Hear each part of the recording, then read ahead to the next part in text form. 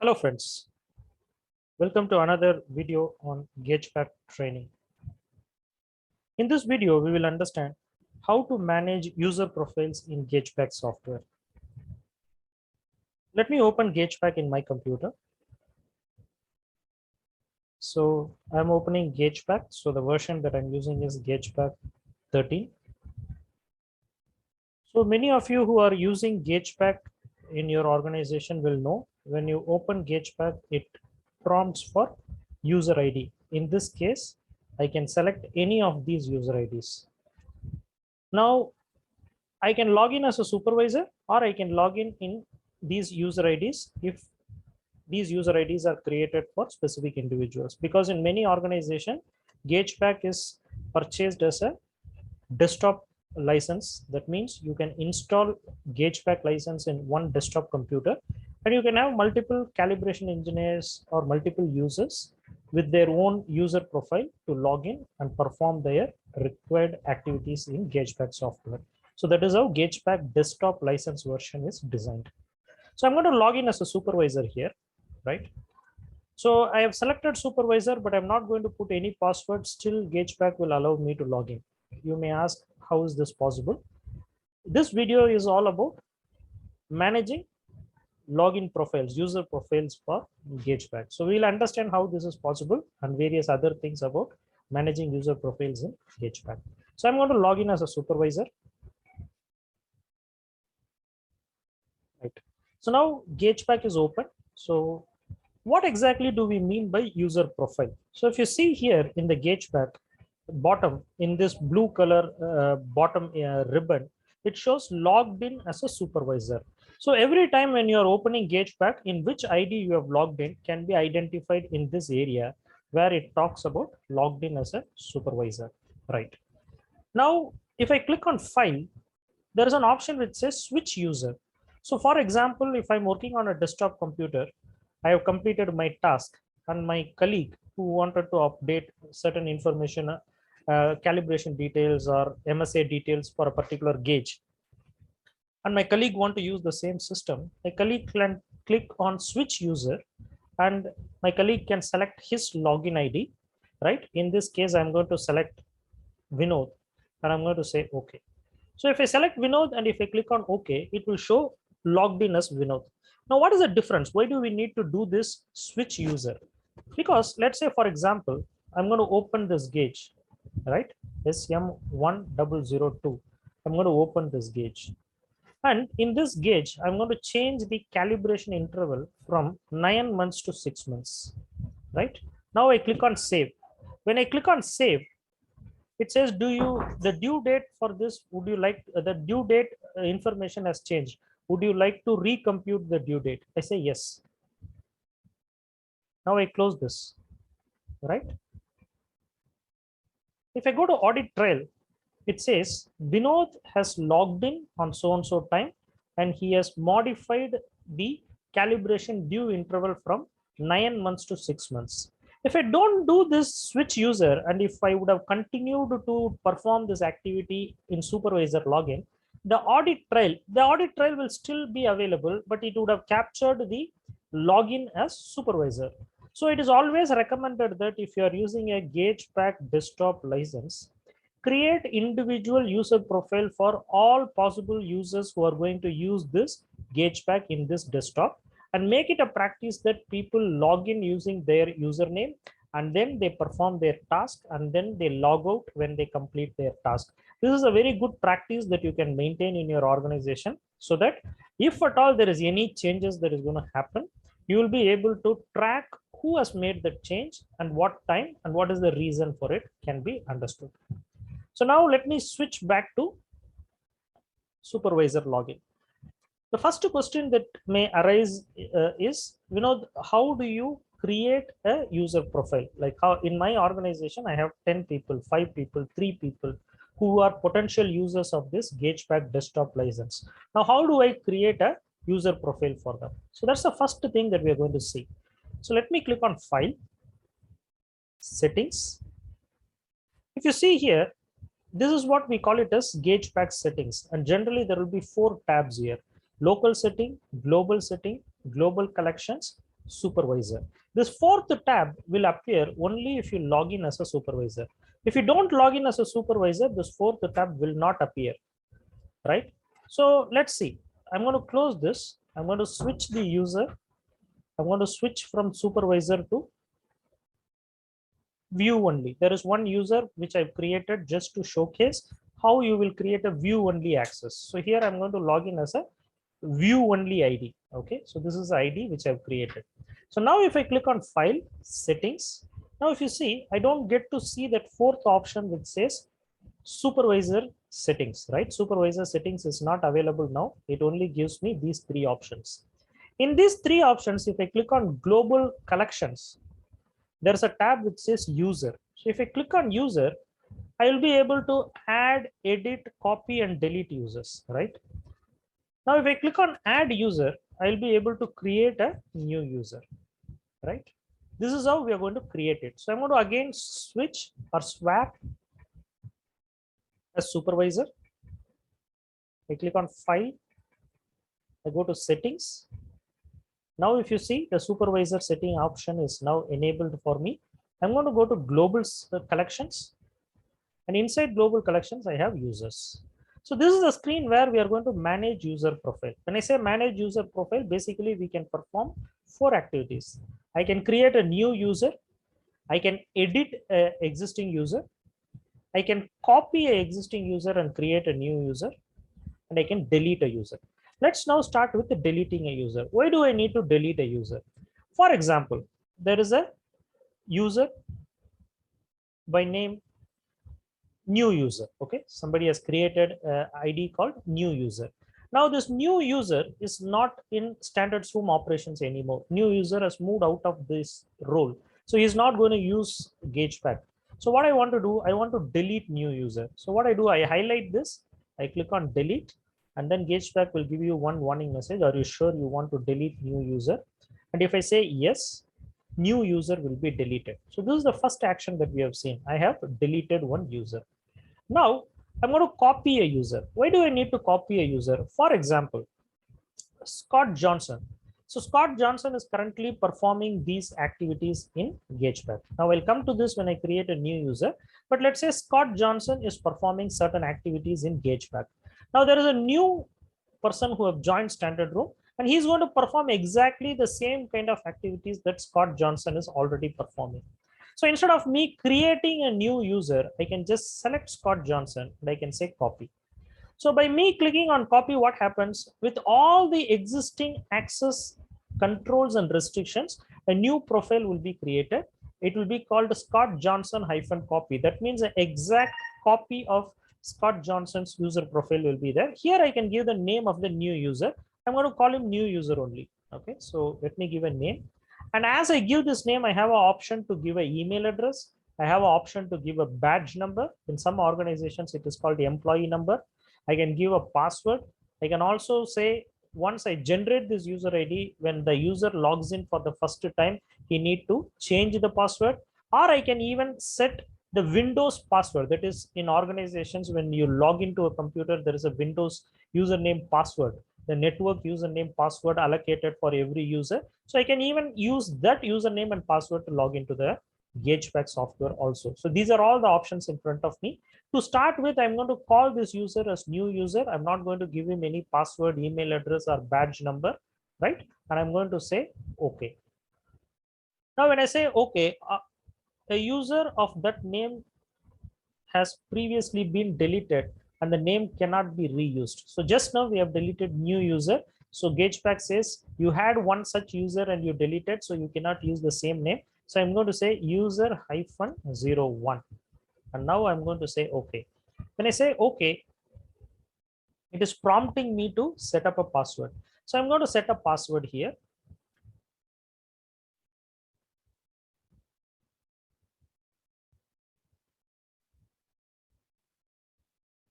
Right, I have set up a password.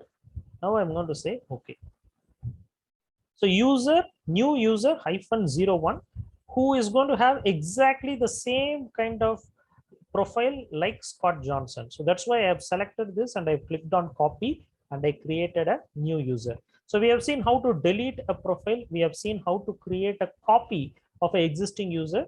The reason why we use this option is we already know that what action Scott Johnson is doing.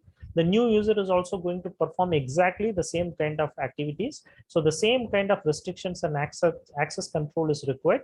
Hence, we copied Scott Johnson's ID. Now, let's say I have to edit an ID. Why do I need to edit an ID? For example, let's highlight Scott Johnson, click on edit.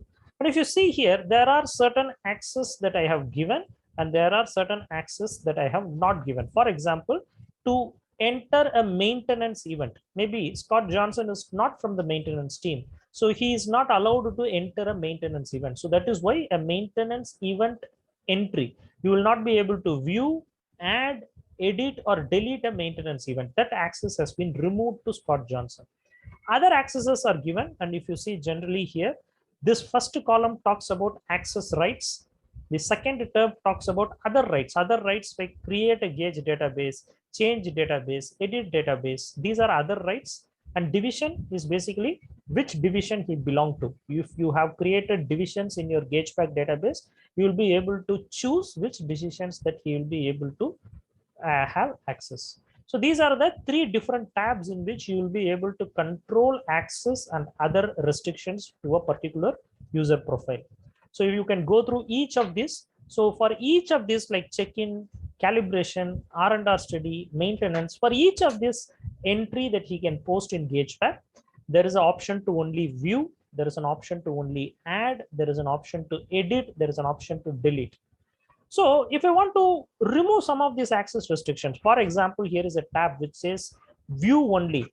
So if I click on view only, this is an access which is given to those users who can only view information in GagePack. They'll not be able to add, edit or delete, right? So if I click on view only, these options of add, edit, delete will be removed and only view option will be clicked.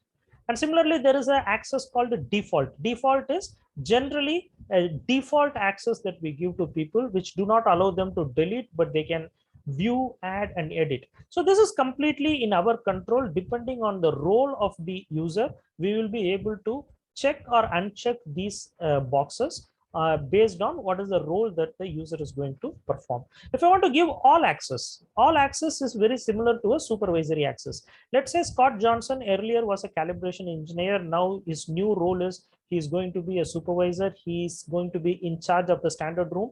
So I have to give him all access. So what I do, I click on all and then I say okay, and then I say save and exit. If I save and exit, Scott Johnson's new access would all the access. Earlier he did not have an option to add, view, edit or delete a maintenance event. Now we have all the access.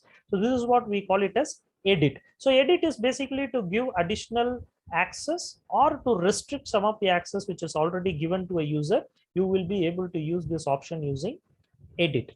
And finally add. So what do we do when there is a new user who's going to come up? We can click on add and we can give the name for the user. For in this case, I'm going to say Vinod -01. We already have a user ID in the name Vinod. So I'm going to say Vinod -01, right? And now Vinod -01, he's going to be a calibration engineer. So let him have default access. He will not have access to create a user, but he will be able to create a gauge, create a vendor. So if he's a calibration engineer, depending on what kind of access he needs, I can put check marks here, right? And then I can say for him, the password will be, I need to give a password.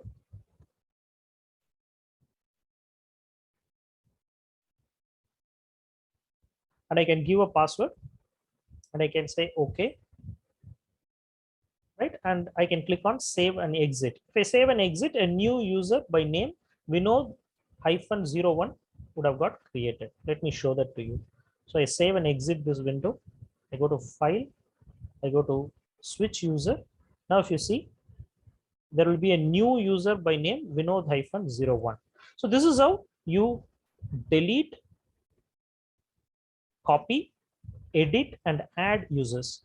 Now we saw how to create these user profiles. Now we'll see how to use this user profiles. When I say how to use these user profiles, if you click on settings and if you go to supervisory access, there is something called login options. This is very important. Many times I've seen GagePack users create different user profiles, but they don't use this login option effectively. By not using this login option effectively, the kind of access controls or restrictions that you would like to have, basically you're compromising on it if you're not using this login option properly. Now, what is this login option gives us? If you click on login options, these are the different types of logins that you can create. For example, if you see this first option, it says no login required. Each user will be treated as a supervisor and no login form will appear when GagePack starts. That means if you click this, you say save and exit. And if you close GagePack and if you go to your start menu and say GagePack and you open it, the GagePack will just open without asking in which username you want to log into this GagePack. It just opens and then you will be able to do your work. This method is suitable, or this method is okay when there is only one user. So there is no need for us to switch users. In that kind of a scenario, this method is okay. But when there are multiple users working, this method is not acceptable.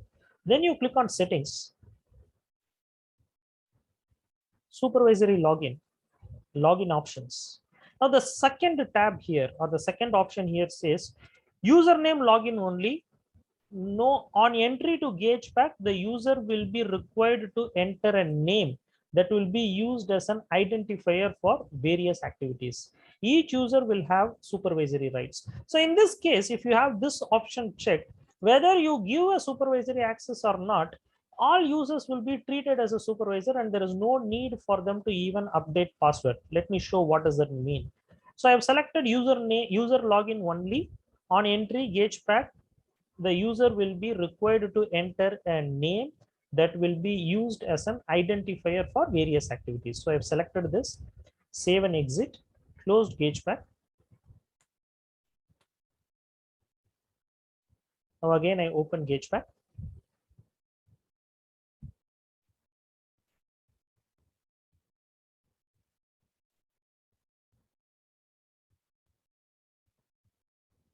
Right, now if you see here, it is asking you, you are logging in as supervisor Scott Johnson. I can select any of these names and GagePack will allow me to go to the next stage. For example, here instead of supervisor, I am selecting Vinod01 and then I say okay. It allows me to log in to GagePack. And as I logged into GagePack, again, I will be able to click on file. I can go to switch user. From Vinod, I can move to supervisor. From Vinod, I can move to Scott Johnson. Even though I have multiple profiles created, those profiles do not request me to enter a password. So that is why even though you have multiple profiles, any user can swap and make his entries as he want. So again, your multiple user profiles that you create is not effective as long as you don't select the right login option. So now I click on settings. Again, go to supervisory settings. Click on login options. Now, if you see this third option, this is the important option. Full login required. Each user will be required to enter a valid GagePack username and matching password. Rights will be depend on those allocated by GagePack supervisor. If you really want to have control over user logins, you need to activate this kind of a login. And as you activate this kind of a login, you have few other options. For example, log GagePack after application becomes idle for 60 seconds, 120 seconds. You can give the acceptable amount of time so that if nobody is using it, GagePack will get locked, like how our computers get locked after certain idle time. Similarly, GagePack as an application will get locked and you will be prompted when you want to use it next time. You will be prompted to enter a valid password. Similarly, how frequently you need to change your password.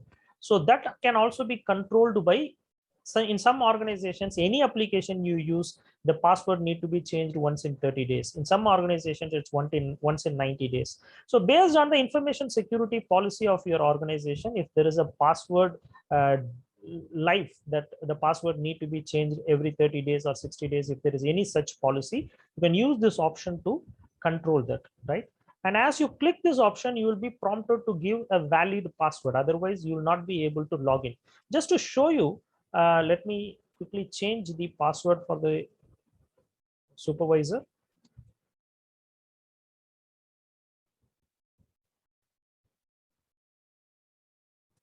So I click on edit.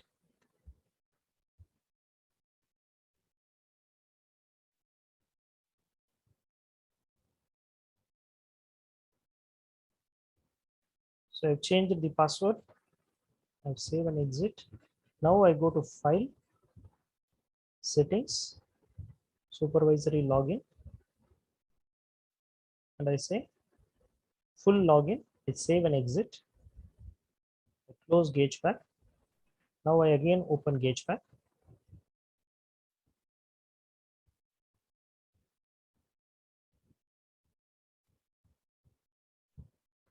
This time, since I have given a full login option, GagePack will ask me to enter a password. If I don't enter a password and if I try to log in, it will say incorrect password. But in the previous 2 occasions, I was able to log in without giving a password.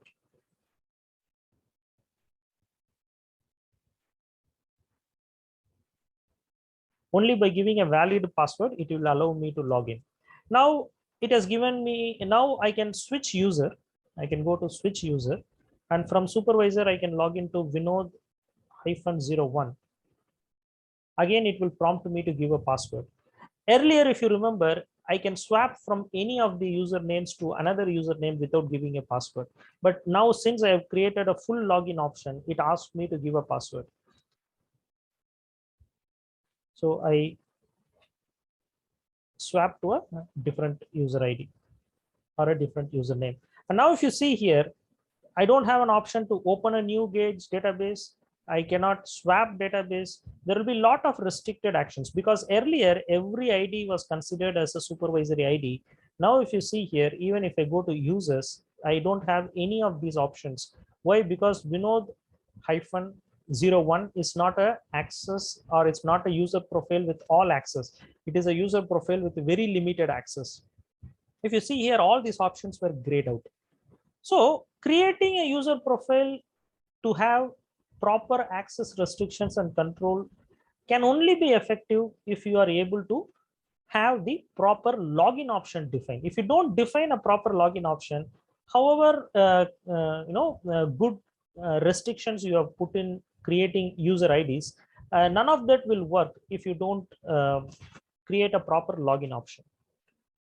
Let me log in as supervisor. See, this is a computer which I use. It is my personal laptop. So I don't keep that kind of asterisk access restrictions. So I switch back to normal login. That is no username password required. Every person logging in will be considered as a supervisor because this is my personal computer.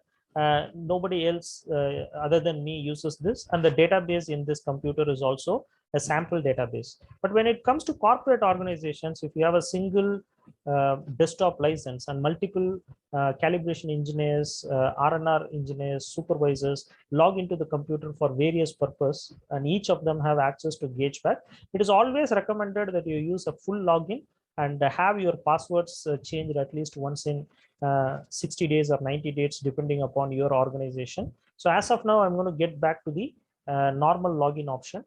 But when you create user profile for your organization, ensure that you have proper access restrictions in place so that you will be able to make sure that every change that happens in GagePack database can be considered, or every change that happens in GagePack database can be tracked using the audit trail. Friends, I hope this video was useful in terms of understanding how to manage user profiles in GagePack software. So we are planning to come up with more training videos to make GagePack easy to access. Based on some of the frequently asked questions and some of the frequently asked queries on GagePack, we are trying to come up with these videos. Please subscribe to our channel so that you will get to know more about GagePack software and utilize GagePack software for the full potential of the software. Thank you, friends. Have a wonderful day. For any GagePack related queries, call +91 6000 22606 or email pqtechdesk@gmail.com.